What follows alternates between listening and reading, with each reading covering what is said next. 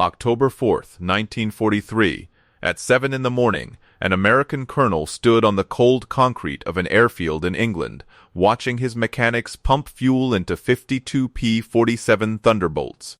And he knew that most of the men climbing into those cockpits believed they were about to die. His name was Hubert Zemke. 29 years old. 6 months of combat. 4 killed, and he was about to gamble every pilot in his fighter group on a single idea that the rest of the U.S. Army Air Forces thought was insane. By noon, the P-47 would either prove itself the finest fighter in the European skies, or Zemke would watch his bombers burn while his men died trying to save them. Here is the cold arithmetic that had been killing them for months. The P-47 Thunderbolt weighed 7 tons. The German Focke-Wulf 190 they would face that morning weighed less than 4. And in a turning fight, physics does not care about courage. The lighter fighter turns tighter. The heavier fighter dies. The Germans had even given the big American fighter a mocking nickname. They called it the Jug, a flying tank that could not dogfight to save its life. And the record backed them up. Zemke's group had already lost 11 aircraft in their first 4 months over Europe. 4 pilots dead, 7 captured. The bomber crews they were supposed to protect watched it happen with their own eyes. Every time the Focke-Wulfs came screaming in, the Thunderbolts could not stay with them through the turns. German pilots learned the trick. They would break into a tight vertical maneuver, knowing the heavy American fighters could not follow, and month after month, they were right. Over France, Zemke's group had once tangled with an elite German fighter wing, and the veterans had literally flown circles around the Thunderbolts. 5 P-47s went down. 4 young Americans died in their cockpit. 1 captain limped home in an aircraft so shot to pieces it had absorbed over 200 cannon hits, and somehow still flew. The Thunderbolt could take punishment like no fighter ever built, but absorbing damage is not the same as winning, and it was not bringing pilots home. The mathematics behind the slaughter were exact. At 15,000 feet, a Focke-Wulf 190 could complete a full circle in 22 seconds. The Thunderbolt needed 28. That gap, 6 seconds, sounds like nothing. But in a dogfight, 6 seconds is the difference between firing and being fired upon, between a funeral and a flight home. Every time a P-47 tried to turn with a German fighter, those 6 seconds were a death, and the Luftwaffe knew it, so the generals at the top had already written the Thunderbolt off. They were drawing up plans to replace it across the board with the new P-51 Mustang, a lighter, sleeker fighter that turned beautifully and flew farther. 5 other fighter groups were already scheduled to ditch their P-47s before the year was out. As far as headquarters was concerned, the Thunderbolt was a failed experiment, a brick with wings. But Hubert Zemke had spent 2 full years testing this aircraft before the war ever started, and he had seen something the Germans had not. The Thunderbolt could not turn. That was true and always would be. But the Thunderbolt could dive. Bolted into its nose was a monstrous 18-cylinder radial engine hammering out 2,000 horsepower, and that thick, heavy wing stayed rock-steady at speeds that would literally tear a Focke-Wulf apart in mid-air. In a vertical dive, nothing in the entire Luftwaffe could catch a Thunderbolt. Nothing. That was the secret. Zemke stopped fighting the war the Germans expected, and built a new way of waging air combat around what the P-47 actually did best. Forget turning. Hold the height advantage. Convert altitude into raw diving speed. Hit hard, hit once, dive straight through the enemy formation, then use the leftover speed to zoom right back up and do it all over again. Never turn with the enemy. Think in 3 dimensions, not 2. Treat height like money in the bank. Spend it for speed. Spend speed for position. And never let yourself get slow. All through the summer of 1943, his pilots drilled these tactics until they were instinct. Diving gunnery passes. Energy management, learning to feel altitude as something you could trade. But the pressure mounted every week, because the bombers were dying faster than ever. On one September mission alone, German fighters tore into the formations before the escorts even arrived, and 8 B-17s went down in flames. The entire daylight bombing campaign, the whole strategy of crushing Germany from the air, was teetering on the edge of total failure. October 4th was the day Zemke would bet it all. 52 Thunderbolts, every one diving from high above. Everyone trusting speed instead of the turn. Everyone riding on the mathematics he had calculated in his head. And the mission briefing carried one detail that changed everything. The bomber stream would fly at 22,000 feet. Zemke ordered his fighters to climb to 30,000, 8,000 feet above the bombers, 8,000 feet of pure potential energy, coiled and waiting to be unleashed into a dive the Luftwaffe would never see coming. German radar picked up the American formation crossing the Dutch coast that morning, and Luftwaffe controllers did exactly what they always did. They scrambled fighters to climb above the bombers and pounce. 73 Focke-Wulf 190s clawed for altitude, their pilots expecting the same easy hunt they had enjoyed all year. American escorts flying slow and tight beside the bombers, helpless and predictable. But Zemke's group was not escorting anyone. They were 8,000 feet higher, hunting, watching the German fighters assemble below them like prey that had no idea it was being stalked.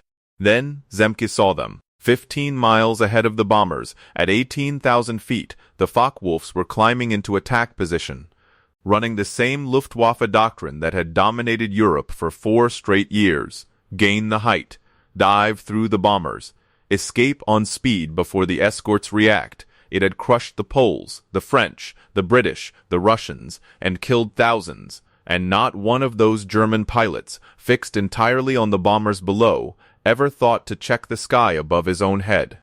Zemke rolled his Thunderbolt into a 70-degree dive, and 51 more P-47s rolled in behind him, 7 tons of metal and fuel each, all accelerating toward the Earth at once. The propellers chewed into the thin air, the engines screaming at full power, the airspeed needles spinning upward in a blur.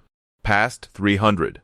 Past 350. Past 400. The German pilots never looked up. They were still staring down at the bombers, lining up their attack, completely blind to the avalanche screaming down on them at 450 miles an hour, until Zemke's first burst of 50 caliber fire ripped through a Focke-Wulf's cockpit, and the German died still climbing, never knowing what hit him. And in that instant, every law of air combat the Luftwaffe had relied on for 4 years was about to be turned upside down. What happened next lasted about 90 seconds, and it rewrote the rules of the air war over Europe. 51 more Thunderbolts ripped down through the German formation at speeds the Focke-Wulfs could not match. Each P-47 carried 8 heavy machine guns firing 800 rounds a minute, so the group was hurling 68,000 rounds into the sky every minute. The German pilots tried everything they knew. They tried to brake. They tried to turn.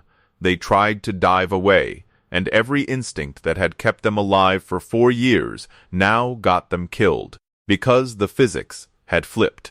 A Focke-Wulf at 400 miles an hour could not pull out of a dive as fast as the heavier P-47. The Thunderbolt's thick wing shrugged off the brutal G-forces. German pilots blacked out trying to match the American turn rates, or their lighter airframes simply came apart in the air under the strain. Zemke's wingman watched one Focke-Wulf try to dive its way to safety. The German shoved his stick forward and went vertical, and the Thunderbolt stayed right with him. At 500 miles an hour, the Focke-Wulf's right wing folded backward and tore clean off, and the wreckage tumbled toward the farmland below, and here was the genius of it. The Thunderbolts never once tried to dogfight. Each pilot made a single screaming high-speed pass, fired, punched through the formation, then used his leftover speed to climb back to altitude for another run. Zemke had done the math precisely. That 2,000 horsepower engine could haul a P-47 back up 8,000 feet in just 4 minutes. 4 minutes, and they could dive again. The German formation came apart. Focke-Wulf pilots who moments earlier had been lining up to slaughter the bombers were now fighting for their own lives. They could not climb fast enough to escape the diving Thunderbolts. They could not dive fast enough to outrun them. And they could not turn, because the Americans simply refused to follow them into a turn. 11 minutes after that first burst of fire, the sky above the bomber stream was swept clean. The surviving Focke-Wulfs fled east toward their airfields, and not one German fighter ever reached the B-17s. 0 bombers lost. Zemke's group calmly reformed at altitude and shepherded the bombers all the way to their targets and back, while distant Luftwaffe formations watched and never dared to come close. When the group landed back in England that afternoon, the numbers they reported seemed impossible. 21 confirmed German fighters destroyed, another 8 probably destroyed, 16 damaged, and on the American side, 0 aircraft lost, 0 pilots even wounded. Headquarters flatly refused to believe it. They sent investigators to interview every pilot separately, pored over every frame of gun camera film, cross-checked it all against radar tracks and intercepted German radio traffic. And every single claim held up, October 4th, 1943, had been real. The Jug, the flying tank the Germans laughed at, had just won a one-sided massacre. But it was one mission, one day. The Luftwaffe had hundreds more fighters, and the bombing campaign had 18 brutal months still to run. The real question now hung over everything. Could these tactics work again and again? And 3 weeks later, the answer came in a way that would terrify the Luftwaffe. But not before the war handed the Americans one of its darkest days. Through October, the missions came almost daily, deep into Germany, and each one drew a massive enemy response. On a Bremen escort, the group dove into 40 Messerschmitt 109s and knocked down 6 for no losses. 2 days later, 60 Focke-Wulfs tried to break through, and Zemke's pilots hammered them in 3 diving passes, 9 confirmed kills. And again the bombers came home untouched. The tactics were working. And then came the 14th of October, the day the Americans would call Black Thursday. 8th Air Force launched nearly 300 B-17s against the ball-bearing factories at Schweinfurt, the precise machinery the entire German war effort depended on. The Luftwaffe knew it was coming and threw up over 300 fighters to defend it. Every available unit. This was the decisive battle both sides had been bracing for. And Zemke was not flying. He was at headquarters that day receiving a British decoration, and his deputy led the group instead. Following Zemke's tactics to the letter, position high, wait, dive through at full speed. But it did not matter how good the tactics were, because the sheer scale of the battle overwhelmed every escort group in the sky. There were simply too many German fighters and far too few American escorts. The math broke down. 68 B-17s went down, 680 American airmen killed or captured in a single afternoon. It was the worst single-day loss the 8th Air Force suffered in the entire war. Zemke's group claimed 16 German fighters that day, more than any other escort group on the mission. But it was nowhere near enough. The bombers kept burning, and at headquarters the whole daylight bombing offensive suddenly looked finished. American losses were unsustainable. German fighter production was actually rising. And 4 days after Schweinfurt, the generals were openly debating whether to suspend deep raids into Germany until enough long-range Mustangs arrived. The Thunderbolt's enemies pointed at the wreckage and said it had proven inadequate no matter what clever tactics anyone dreamed up. Then the weather cleared over northern Germany, and Zemke got his chance to answer them. The group, with Zemke back in command, climbed to 32,000 feet over the bomber stream. 10,000 feet of altitude advantage. 73 German fighters rose to meet the bombers, and they were not amateurs. They were led by a major who was the younger brother of one of the Luftwaffe's most famous generals, a veteran with 55 victories and 7 years of combat across Spain, Poland, France, and Russia. He knew every fighter tactic the Luftwaffe had ever taught. He set his wing up for a textbook diving attack on the bombers, his fighters in perfect formation, holding the height advantage over the B-17s. He never imagined anyone was 2,000 feet above him. Zemke's 52 Thunderbolts came down on the German formation from above and behind at 470 miles an hour, and the German pilots never saw them coming. The fight lasted 7 minutes. 17 German fighters went down in that window. The veteran Major's Focke-Wulf took multiple hits through the engine and cockpit, spun out of control at 23,000 feet, and he did not survive. The Luftwaffe had lost one of its most experienced fighter leaders in a battle shorter than the time it takes to boil a pot of water. By the end of October, Zemke's group had flown 9 major missions and destroyed 39 German aircraft, becoming the highest-scoring fighter group in the 8th Air Force, the very group everyone had said could not dogfight. And the Germans had finally noticed. Luftwaffe intelligence gave the new threat a name. They called it the American diving tactic, and they had no answer for it at all. But the Luftwaffe did not just roll over. Their commanders held emergency conferences across occupied Europe, and one of their top aces, a man with over 270 victories, studied the problem and put his finger on it exactly. The P-47 pilots were not escorting bombers at all. They were hunting fighters. They ignored the B-17s entirely and went straight for the German formations before they could ever attack. So the Germans tried to adapt.